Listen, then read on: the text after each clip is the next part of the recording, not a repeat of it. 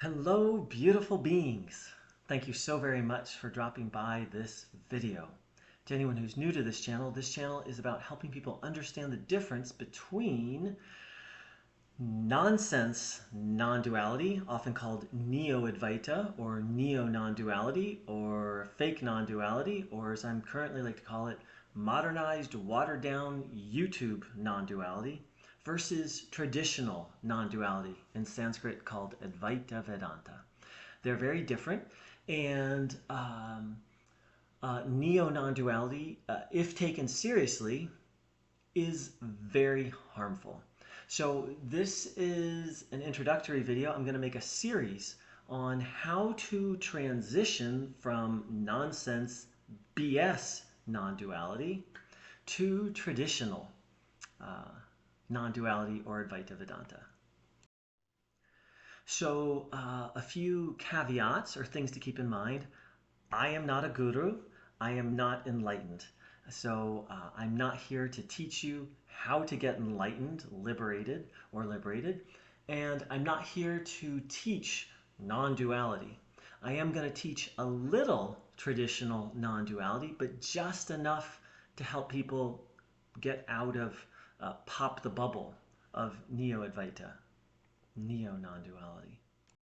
So now that that's taken care of, a logistical item is how to find this series of videos. So to do that, you go to my channel and you look where it says playlists. You click on that and then you find the playlist that says transitioning from neo-non-duality to traditional non-duality. But before we go any further, a very important question.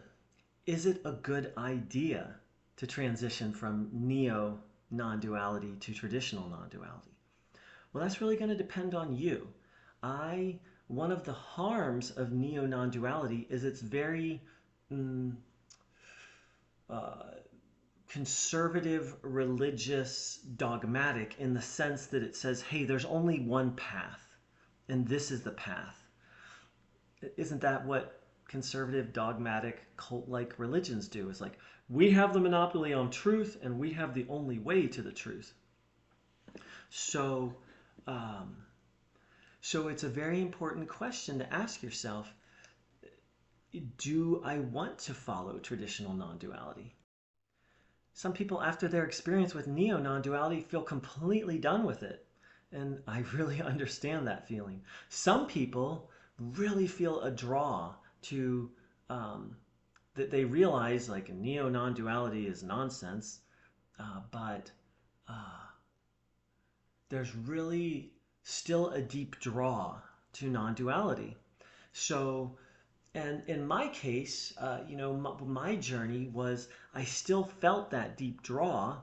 I studied traditional non-duality, and then at a certain point, I realized, this isn't my path. This doesn't speak to me. So this video series is actually going to be addressed for people who still feel some tug towards non-duality. But it's also going to be appropriate for people who just feel some draw to a spiritual way of life. Because I'm not going to really teach a lot of non-duality. I'm going to share some of the foundational pieces that the prerequisites that in traditional non-duality you would study and practice before getting into a lot of non-dual meditation or contemplation of non-dual philosophy. So these foundational pieces are very universal. So whether you decide to continue on and study traditional non-duality, or as I did, decide, non-duality is not for me, these foundational pieces will be of service to you either way, because they're very beautiful concepts, such as the concept of dharma, of learning how to live in harmony with your environment, meaning your family, your neighbors, your friends, your work, and how to treat everything you do in essence as a kind of worship, not literally, but as a form of service. And then how to cultivate bhakti and devotion to life. Two, in traditional Vedic thought, they call, or in traditional Advaita Vedanta, they call the creator Bhagavan, which means one who has six qualities, such as limitless power, limitless wealth, meaning that possesses everything. But regardless, to cultivate a devotional relationship with that which gave us existence. Now you might be like, what? Why would we do that? Well, that's because traditional Advaita Vedanta is psychologically sound. It recognizes that we need to cultivate a sense of gratitude for our very existence and life, and uh, and to be in service to life, and to be a harmonious participant. So right from the start, you can see how radically different traditional Advaita Vedanta is from Neo-Advaita. Neo-Advaita just throws out such concepts, gratitude for life or having reverence for the creator, like, oh, that's dualistic. But see, right here from the start, we see the difference. Traditional Advaita Vedanta is not only sophisticated, it's skillful. It takes you step by step by step to a lived experience. One traditional Advaita teacher I studied with, one of the first things he taught me was karma yoga, which we'll get into. And what he said was, in karma yoga, you kind of pretend a little bit. You take on this attitude like, you're so great and I'm so small and I'm here to serve you. Or those weren't his exact words, but along the lines of, you kind of pretend, like take on this attitude of like, I'm here to be of service, even though from an Advaita perspective, that's not the ultimate truth. You might say, well, that's a lie then. Well, Advaita, traditional Vedic philosophy, when it comes to thoughts and words, it's not really upset. It's the truth can never be captured in words. So words, and the truth is not a technique. So verbal expressions and words and ideas and techniques are considered pathways to the truth. And so there's this idea of you do what's skillful, you do what you're drawn to, and you do what's appropriate for you where you are on the path. Neo-Advaita teachers very much have this Western rigid dogmatic of like, what I'm saying is the truth, and it's the only truth.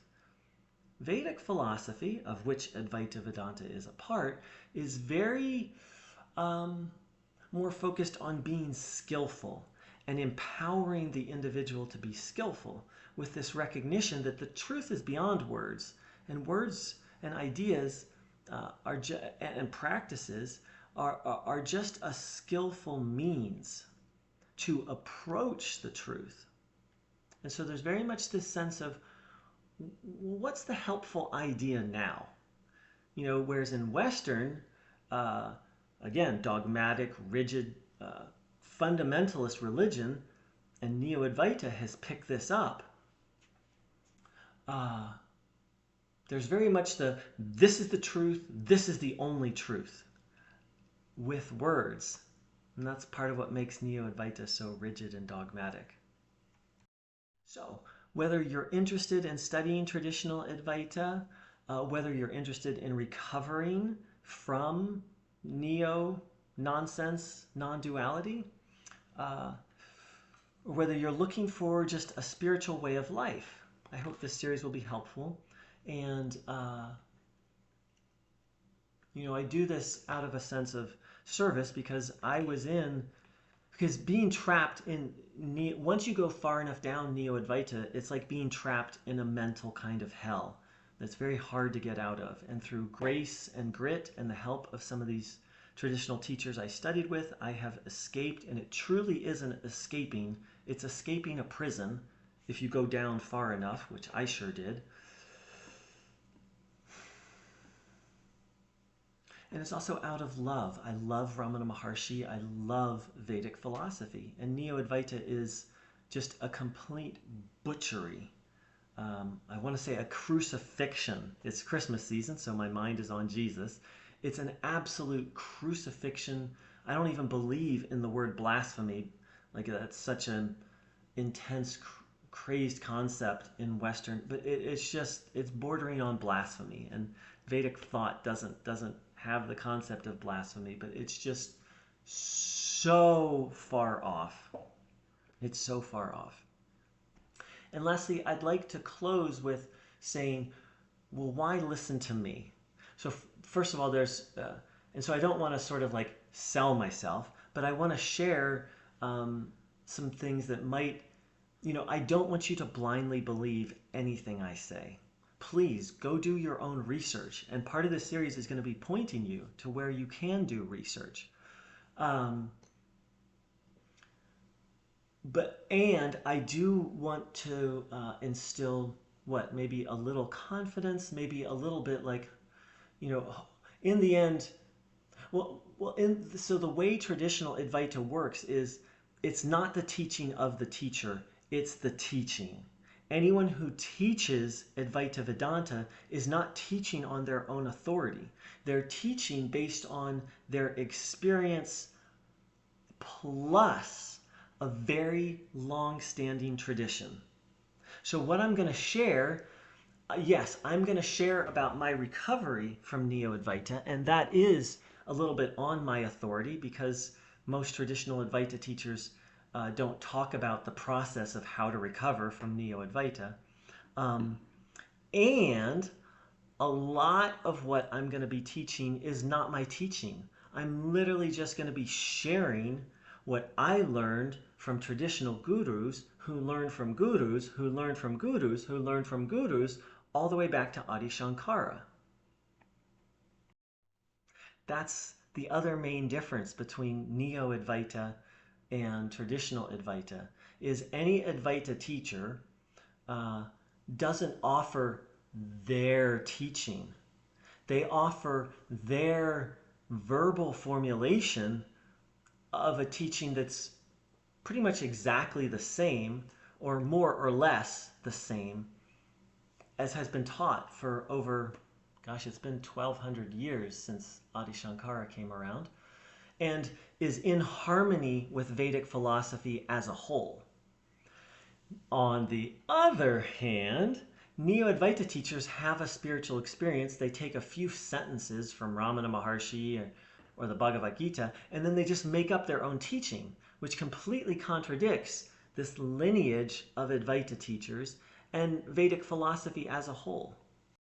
So with that said, I've studied with 4 traditional Advaita teachers, and all of whom I can recommend. One of them is pretty reclusive. I'll speak to that in a moment, so he's kind of hard to get a hold of. But Amachi, and there's links to these teachers on my website. So Amachi, she is an amazing being, and I cannot say enough about her. For those who are very philosophically inclined, probably not the place to start. She's very karma yoga and bhakti yoga focused. But those things are essential tools in the process. So the next was James Swartz, and I highly recommend his book, The Essence of Enlightenment. The first 3 to 4 to 5 chapters changed my view of Advaita Vedanta. I highly recommend that book. I've had the honor of having a couple conversations with him. I have deep respect for him as a teacher. The third teacher I associated with is the reclusive one. His name is Maharishi Om. He's very reclusive. He's asked me to not give his contact information. He's very much... He very much lives a life of service and meditation. He's kind of a recluse in a sense. He's in the world, but he's very... and so it was very interesting to spend time with him and really see like a real renunciate. Kind of see how he's able to fit into society and participate, yet he is not bound by it. It is utterly fascinating. I'm very grateful to have had his association. The fourth is Swamini Brahma Prajnananda Saraswati, who I just call Swamini or Swamini Ji. She was a former psychologist who became a nun and a monk, a nun, and studied with an amazing, her guru is amazing. I'd heard of her guru even before I heard of her. She is very lively. She's very aware of the Neo-advaita problem. And in fact, she's made some videos about it. And she oftentimes teaches series of classes. So you can find out more on her website, which is also linked on my website. And I haven't studied directly with them, but I'll mention Ramakrishna. He's not in his body right now, but I feel his presence very strongly. And his book, The Gospel of Ramakrishna, is very interesting because he studied traditional Advaita with an Advaita teacher, and he also studied traditional bhakti, like just a full bhakti school. It was separate from Advaita Vedanta, and he also studied with a traditional Tantra teacher, which has nothing to do with the Tantra we have in the West, like nothing, or it's like 99.9% different. Maybe it has a few crumbs. And so that's very rare in Vedic philosophy, and his teaching really integrates the three. And his bottom line for Advaita is don't practice it unless you are completely detached from the world. And so he really teaches bhakti and meditation and service. And he was, I love that man. And so last but not least, Maharishi Om, the reclusive one, has strongly encouraged me to do this work. That's not an endorsement to say that I'm somehow enlightened or that I'm qualified to teach non-duality. But if I may humbly speak for him, that I'm qualified to help people recover from fake non-duality. And then if they're interested, connect them to traditional teachers. So that's a lot. I was planning this to be a 3-minute video, but once you get me going, it's hard to shut me up. So thank you so much. I'm excited for this journey. Down the road, there's possibilities of, once people work through this course, possibility of classes. I don't know exactly where this is going. I just know that this is going to be a series, and we'll see where it goes. And the thing I'll also say is, I think I'll stop there. That's more than I planned on for today. To anyone who's new to this channel, a warm welcome. To my return viewers, I'm excited to get a little more structured in how I support people in recovery from Neo-advaita. And away we go. But actually, before we go, I'm gonna close with a prayer, and I kind of wish I'd opened with a prayer. When I studied with Swamini Ji, Swamini Brahma Prajnananda Saraswati, she started our course with a prayer, an invocation. Prayer isn't exactly the word, but close enough. Prayer and invocation, and prayer is, let's just say it, prayer is considered, in many schools of traditional Advaita, is just part of life and a way to spiritualize life. So I'm going to close us with a prayer. This is not a traditional Advaita prayer. I'm not a traditional follower of Advaita Vedanta. Beloved limitless source, goodness, eternal, blissful consciousness, joy, love, and peace. Thank you so much for the gift of our existence. Thank you so much for one more day of life. Thank you so much that myself and others have begun to recover from Neo-advaita. Thank you so much for all your grace. I give my Obeisances and respect to all the traditional Advaita teachers and gurus, specifically to Adi Shankara, who's very dear to my heart, Bhagavan Ramana Maharshi, to Sri Ramakrishna, and all the teachers who I've mentioned who have helped me in my journey, Amachi, Maharishi Om, Swamini Brahma Prajananda, respect, gratitude for your teachings. Please, I ask for this work and specifically for this series, I ask for grace, guidance. Please, may the right people be drawn to this course. Please guide my words. Please help me to stay humble. For everyone who participates in this course, please, I ask for the highest healing, growth, learning, recovery. And I ask that these people find their way. The purpose of this course is not to convert people to Advaita Vedanta. It's to help them recover from the truly delusional and, in my view, demonic teachings that are just so far from the truth and lead people in a downward direction. And in that spirit, I would also welcome some teachers who I have profound respect for and who have helped me recover from Neo-Advaita, who are not traditional Vedic teachings. Specifically, Bruno Gröning, Jesus Christ, and the Lord Buddha.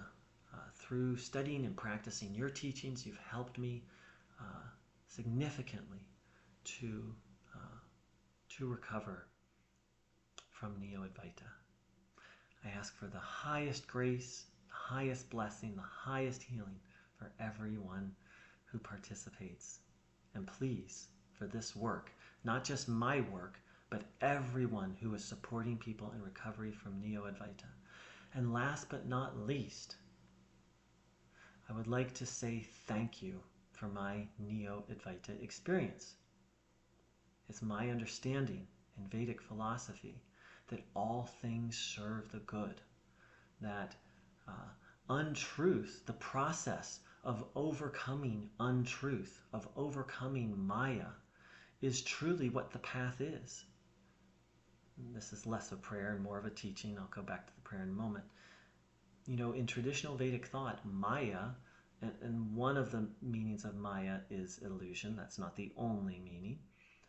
Maya is actually a part of God. So the movements of delusion and untruth and concealment of truth is considered part of God, and the overcoming of that, the process of overcoming that, is considered a sacred process. So with that said, back to prayer. Beloved Source, while it was excruciating painful, I thank you for falling under the delusion of Neo-Advaita. And of course, I 1,000 times thank you for the recovery of it. But please help everyone here to see how this falling for illusion is actually, and the overcoming of it is actually part of and the process of the spiritual path. Thank you, thank you, thank you. So that's the conclusion I came to. That doesn't mean you have to or should. I'm actually truly grateful. Doesn't mean it didn't hurt. Doesn't mean every now and then I still get resentful at those teachers. And I'm truly grateful. Having now recovered, all that I have learned, and I don't mean learning just knowledge, I mean learning wisdom, it's truly been life-changing.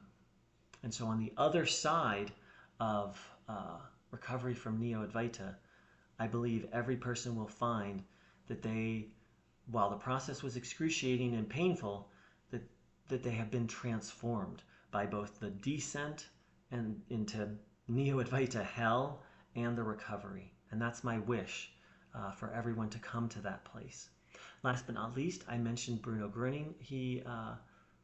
He's been instrumental for me. You know, I try not to mention specific things, or I haven't, but I'm going to start mentioning the things that worked for me.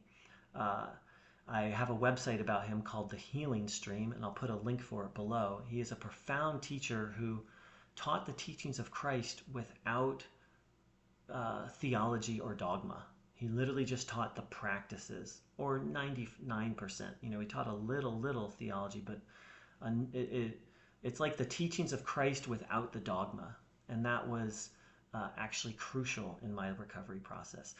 And everyone's recovery process is going to be different. That's why I haven't necessarily, obviously, pushed what worked for me, because everyone's path is going to be different, which is Vedic Philosophy 101. Everyone's path is going to be different. There's going to be universal themes, but there's literally infinite pathways to the divine, which to truth, to liberation, which is completely contradictory to Neo-advaita's insistence that this is the way and the only way, and attacking all other teachings and paths. Completely contradictory to the spirit of Vedic philosophy and the spirit of Advaita Vedanta. Much gratitude. Thank you so very much for joining in. Excited for the journey. Here we go.